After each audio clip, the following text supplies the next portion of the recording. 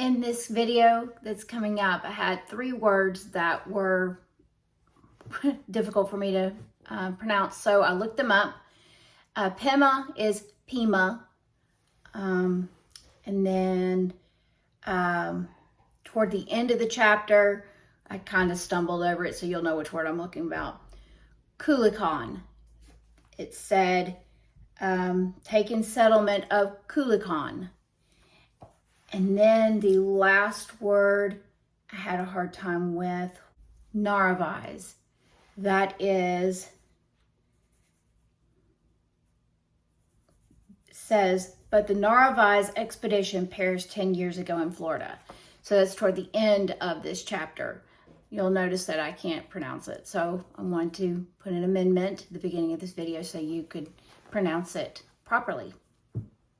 We're reading Walk the World's Rim, and it is chapter 6, A Prophet and Scarecrows. The shelter was open on all 4 sides to the desert breeze. A roof of long, thin sticks provided shade where the family could work or sleep comfortably during the heat of the day. Chaco sat cross-legged, his fingers working clumsily with the yucca fiber.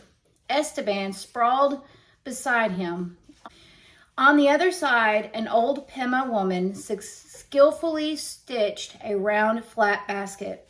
From time to time, she leaned over to correct Chaco's work and sigh over his uneven stitches. This was the largest and most prosperous village they'd found in their travel through the Pima country. It was also the quietest, for most of the people were sick. The seniors had been working day and night to help break the strange fever. Castillo came under the shelter and dipped a gourd into the water jar. "How does it go?" Esteban asked. "It goes well. There have been no new cases since yesterday morning. Most of the people will be out in the sun tomorrow." "Go with God," murmured Esteban as the Spaniard hurried off. Chaco repeated the words with a sigh. He was glad the Pima were recovering, but he'd be sorry to move on. During their stay, he'd learned only enough to make him want to know more about these wonderful people.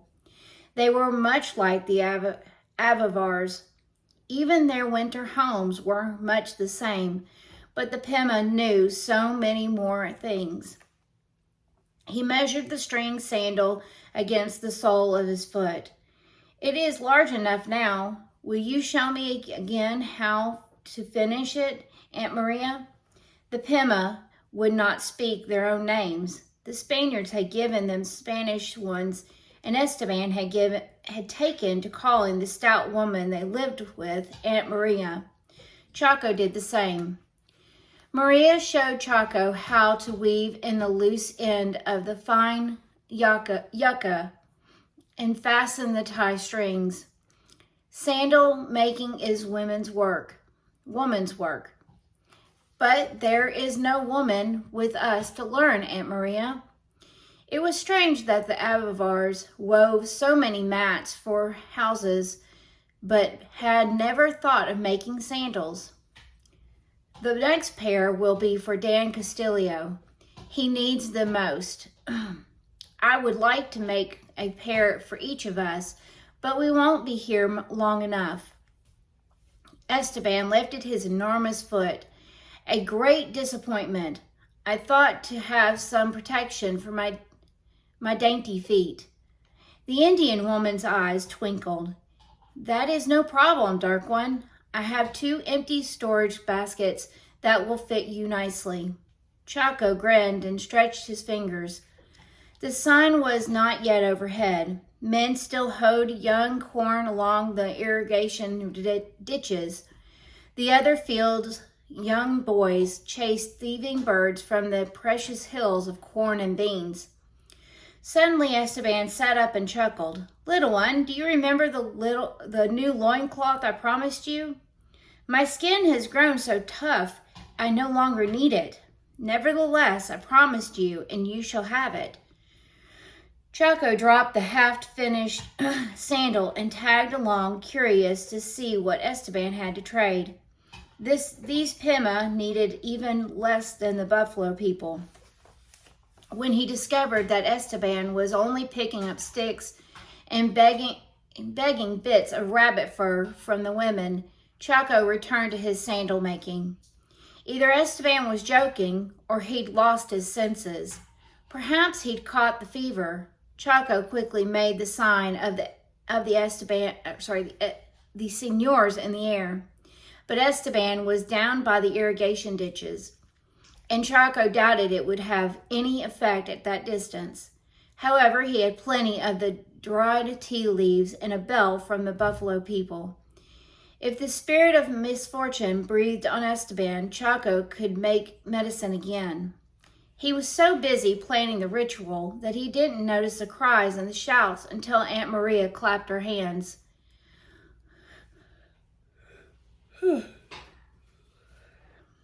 Look what the dark one made. A stick had been driven into the center of a field.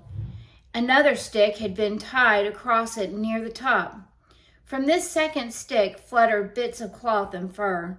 On top of the first stick, Esteban impaled a squash with stones pounded in place for the eyes and grinning mouth. Aunt Maria ducked into the winter home and came out with bits of deerskin and cloth. She pushed them into Chaco's hands. Ask him to make one for my husband's field. Tell him I will pay well. Chaco pushed his way through the crowd to where Esteban stood, scratching his head. What is it, Esteban? It's just a makeshift scarecrow.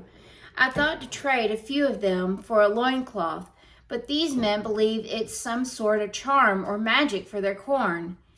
Aunt Maria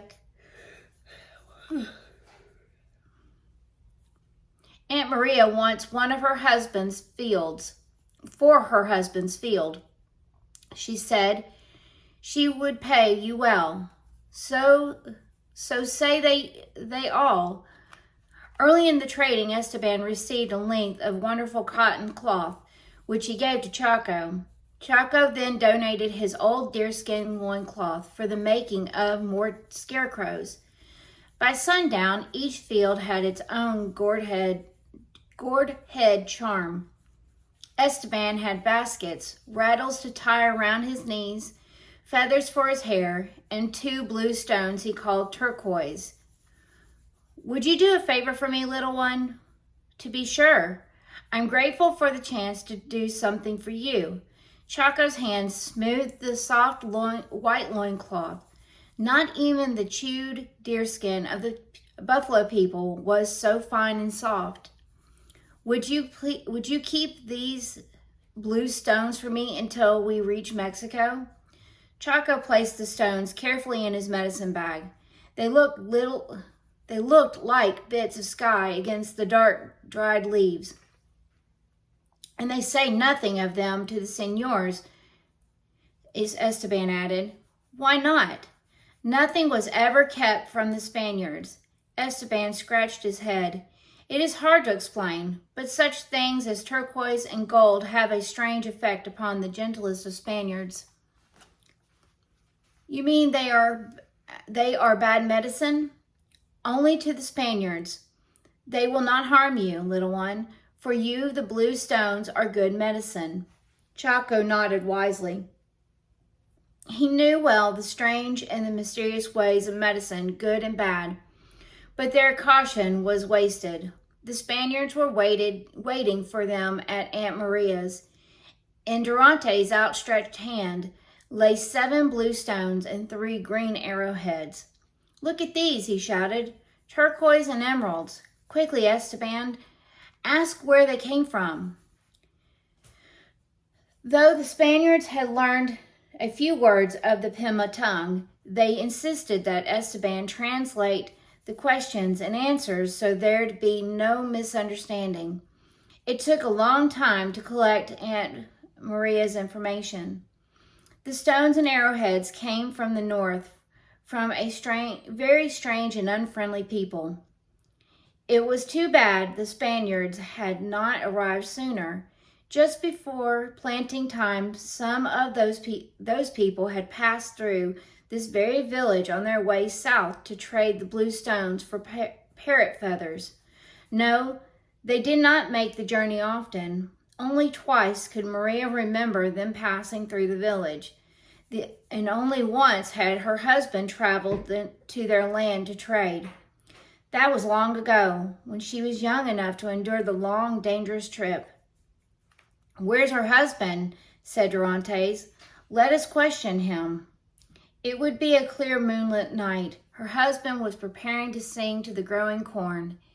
He could not be disturbed. "But he has told of the trip so often," said Maria, "that it is as if I'd made it myself.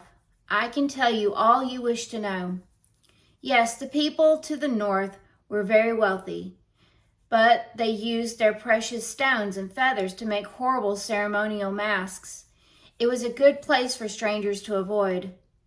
The Spaniards chattered excitedly about the Aztecs and their masks of gold.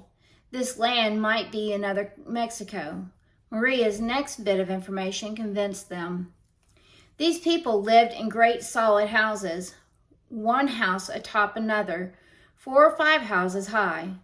Many of these houses were walled together in great cities. 7 cities, she believed her husband had said. The Pima called the place Chibola. Chibola? Cabeza de Vaca crossed himself. "By the grace of God, we've discovered the 7 golden cities of Antilla. They must be the same." "It is for this that God spared our lives," said Castillo. Dorantes said impatiently, "No more delay. We must get to Mexico immediately. The viceroy must be told at once, and someone should go to Spain and petition the king for command of an expedition. Perhaps Castillo and I can." "That can wait until we get to Mexico," said Cabeza de Vaca. "We leave before dawn." In the morning, Aunt Maria wept and begged Chaco to stay with her. All my daughters have married and gone to live with their husbands' families.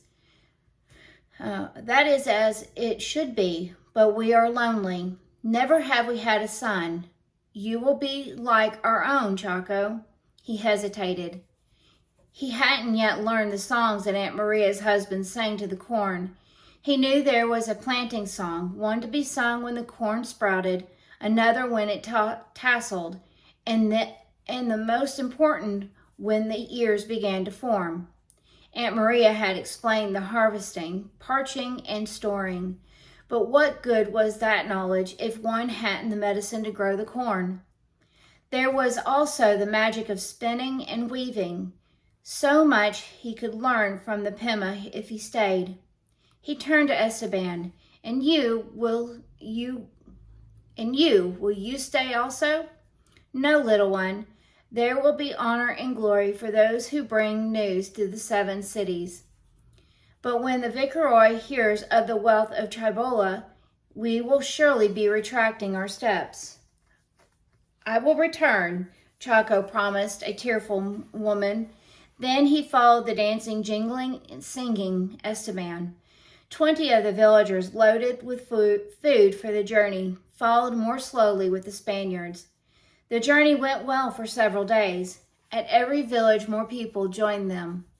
Others traveled great distances to see or be healed by the señors. Then they reached a river that two flooded to cross. They reached a river too flooded to cross and camped 15 days on its banks. It was there that Chaco saw the evil medicine of the blue stones working in the señors. Cabeza de Vaca was more silent than ever. Dorantes no longer spoke to de Vaca at all, but sent messages through Esteban. Even though the 2 Spaniards shared the same cook fire, most astonishing of all, Castillo no longer fingered his prayer beads, but huddled with Dorantes. Together they drew numbers in the dirt, argued, erased the symbols, and figured again. On the 5th day, they quarreled over who would be governor of Cibola. Now no one is speaking to anyone, said Ch.6. Is this the medicine of the blue stones? To be sure, said Esteban. It is part of the magic of Cibola. After that, he kept Ch.6 away from the camp. They fashioned bark boats and sent them floating down the rapids. Together they raced along the shore, leaping brush and water-soaked logs, cheering their boats to the goal they'd chosen. Then Ch.6's boat snagged or capsized. Esteban's laughter shook the trees. But when his own boat lost, he laughed even louder. Ch.6 was sorry to see the river drain, because the journey would continue. It had been a fine time in spite of the quarreling. Never mind, said Esteban. There will be better times in Mexico. In the 7th village after the river, Castillo discovered an Indian wearing a strange charm around his neck. Esteban explained it was a buckle from a Spanish sword belt with a shoe-horse nail fastened to it. So Esteban had not lied. There were such beasts as horses. When asked where he had gotten his charm, the man pointed to the southwest. But do not go there, he warned. Those hair faces are evil. They are our people, said Cabeza de Vaca. They cannot be your people. You came from the rising sun. They came from the other way. You have healed our sick and our quarrels. They bring us death and slavery. You ask for nothing and give freely whatever you have. They take everything they see. Ch.6 snorted in disgust. What did these people expect? Instead of fighting like true warriors, they ran and hid in the mountains. Such cowards received what they deserved. Cabeza de Vaca did not agree. Those evil hair faces are few, he said. I will have them punished when I see the victory. The raiding will stop, but if hair faces should come again before I reach my people, give this sign and they will not harm you. He touched fingers to forehead, chest, and shoulders. The Indians repeated it solemnly, but it did not claim their fears for the señors. Stay with us, they pleaded. You are safe here. The Spaniards refused and hurried on. They descended to a valley better watered, with larger, richer fields than those of Aunt Maria's village. But the fields had been trampled by great animals. Ch.6 had never seen such tracks before.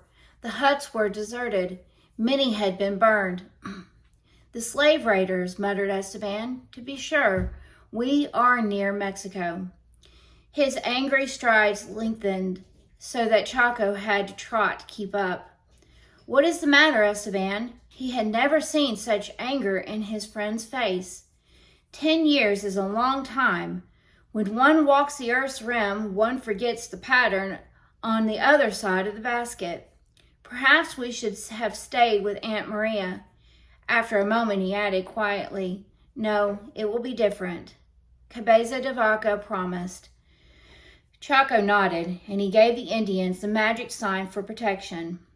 This is not what I meant. He would explain no further. While Ch.6 puzzled over Esteban's words, Cabeza de Vaca shouted and rushed ahead. 4 horsemen rode to meet him. The Spanish soldiers wore shining breastplates and headpieces with plumes. Their powerful beasts, larger than any deer, reared and pawed, but the riders forced them to obey with only a thin rope.